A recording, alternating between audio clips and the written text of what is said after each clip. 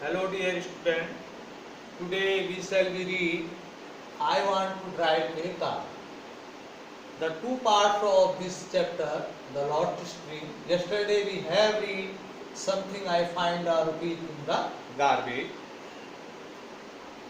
In this story, we read about the rag picker's boy Sahib Alam. Today we shall read about the Mukesh who want to drive a car.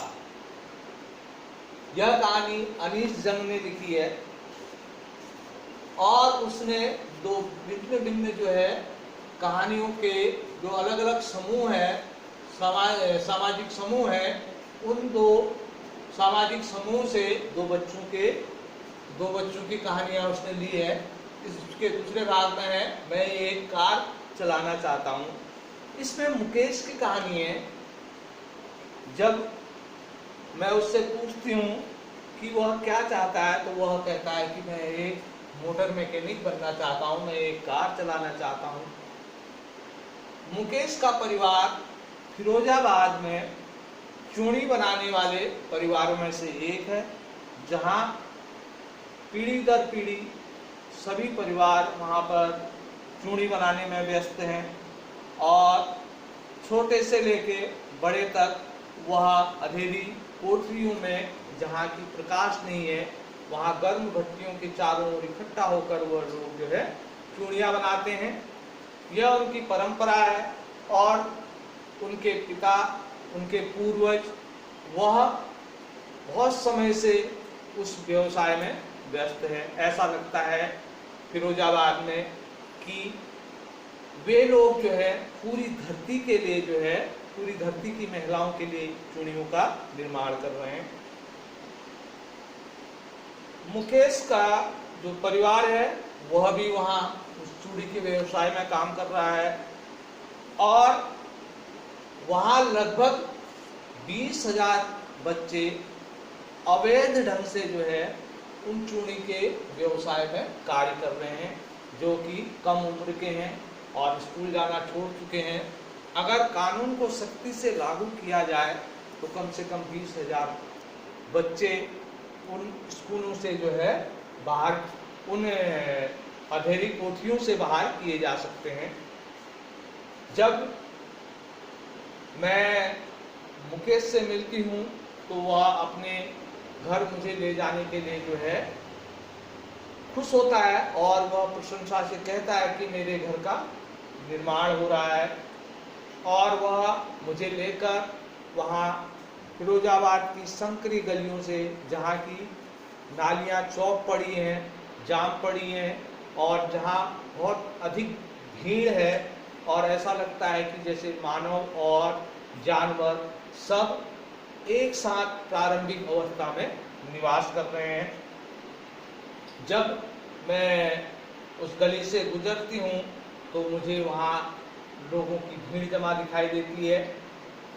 तो वहाँ कुछ मकानों के खंडर दिखाई देते हैं और उनके जो दरवाजे हिलते हुए हैं और किसी किसी मकान में खिड़कियाँ भी नहीं हैं। तो ऐसे ही एक मकान के सामने जो है मुकेश मेरे को रोकता है और उसका लोहे का दरवाज़ा जो कि हिलता हुआ है उसे पैर और हाथ से धक्का देकर वह खोलता है। जब मैं अंदर प्रवेश करती हूँ तो वहाँ आधा निर्मित मकान दिखाई देता है, जिसके एक हिस्से में घास पड़ी है, उसके छत पर घास पड़ी हुई है और वहाँ पर एक स्टोव में बड़े से बर्तन में पालक की पत्तियां उबल रही हैं और सामने भूमि पर एल्युमिनियम की प्लेट पर जो है बहुत सारी सब्जी कटी हुई है और वहाँ पर एक दुबली पतली जो लड़की है वह उस पूरे परिवार के लिए खाना बना रही है।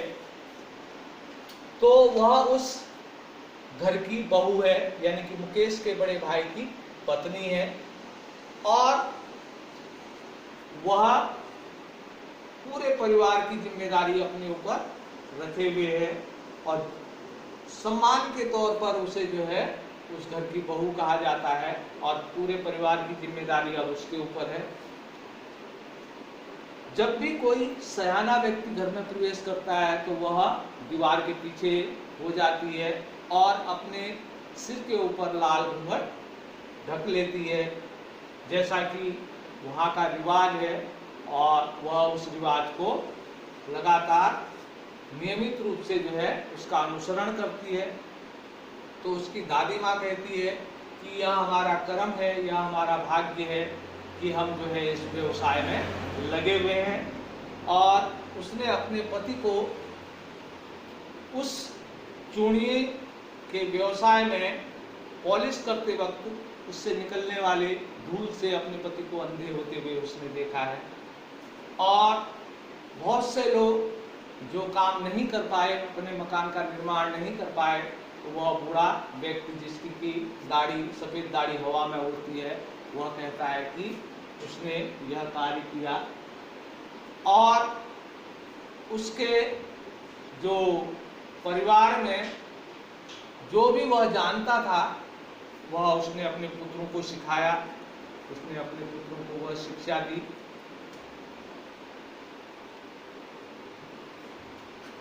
फिरोजाबाद की प्रत्येक सड़कों पर, गलियों में, आंगन में रंग बिरंगी इंद्रधनुषीय चूड़ियां बिखरी पड़ी हैं और छोटे से कस्बे में वह हाथ से ले जाए जाने वाले रिक्शे पर उन चूड़ियों को जो है शहर ले जाया जाता है। सविता एक नौजवान लड़की जो कि गुलाबी पोशाक में है, वह एक सयानी महिला के बगल में बैठी हुई है और वह कांच की चूड़ियों में टाका लगा रही है और उसके जो हाथ हैं वह मशीन के चिमटे के समान यंत्रवत ढंग से चल रहे हैं। और वह चूड़ी जो वह बना रही है, क्या वह उस चूड़ी की पवित्रता को जानती है? एक समय ऐसा आएगा कि उसके सिर पर लाल घूंघट डाल दिया जाएगा, उसके हाथ लाल मेहंदी से रंगे जाएंगे और उसके हाथों में जो है चूड़ियाँ डाली जाएंगी। तब वह ठीक उसी के बगल में बैठी हुई महिला के समान जो है वह भी मैरिड हो जाएगी, शादीशुदा हो जाएगी और सुहागन कहलाएगी। और वह महिला जब उससे पूछा जाता है कि क्या वह उस व्यवसाय में संतुष्ट है, तो वह कहती है कि एक वक्त शेर भर खाना भी नसीब नहीं हुआ, यानी कि उसने पूरे जीवन भर में कभी भी संतुष्टिपूर्ण जो है भोजन नहीं किया, क्योंकि वह व्यवसाय ऐसा है कि उसमें आमदनी जो है बहुत कम है। फिरोजाबाद में जो नवयुवक हैं वह अपने पिता, अपने पूर्वजों के लिए विलाप करते हैं, जो कि लगातार इस व्यवसाय में धकेले गए हैं। तो जब मैं उस नौजवानों से पूछती हूँ कि वह एक अपना संगठन क्यों नहीं बनाते और वह एक रूप से समायोजित क्यों नहीं होते, तो उनमें से एक नवयुवक कहता है कि अगर हम ऐसा करते हैं तो जो साहूकार हैं, जो बीच के दलाल हैं, तो वे लोग जो है पुलिस के द्वारा हमें जेल में डलवा देंगे और क्योंकि हम अवैध रूप से इस संगठन से, यानी कि इस चूड़ी बनाने वाले व्यवसाय से बाहर निकलना चाहते हैं। और यह देखकर मुझे दो प्रकार के वर्गों का, फिरोजाबाद के दो वर्गों का जो है ध्यान आता है। एक तो वह वर्ग जो गरीबी के चक्रव्यूह में फंसा हुआ है, दूसरा वे लोग जो कि चूड़ी बनाने वाले की जाति में पैदा होने के कारण जो है उसका दुख झेल रहे हैं, और वे साहूकार और दलाल, पुलिस के व्यक्ति, कानून के रखवाले, राजनीतिक और अधिकारीगण उनके चक्रव्यूह में फंसे हुए हैं। और वह जब तक इसके बारे में सोचते हैं तो वह नेचुरली, यानी कि वास्तविक ढंग से ठीक उसी समान जो है वह उस दलदल में चले जाते हैं जैसे कि उसके पिता और उनके पूर्वज जो है उस व्यवसाय से जुड़ गए थे। फिर भी मुझे मुकेश की आंखों में वह चमक देखकर खुशी होती है। वह कहता है कि मैं एक मोटर मैकेनिक बनना चाहता हूँ। तो मैं जब उससे पूछती हूँ क्या वह जहाज उड़ाना चाहता है, तो वह कहता है नहीं, और नीचे धरती को घूरने लगता है।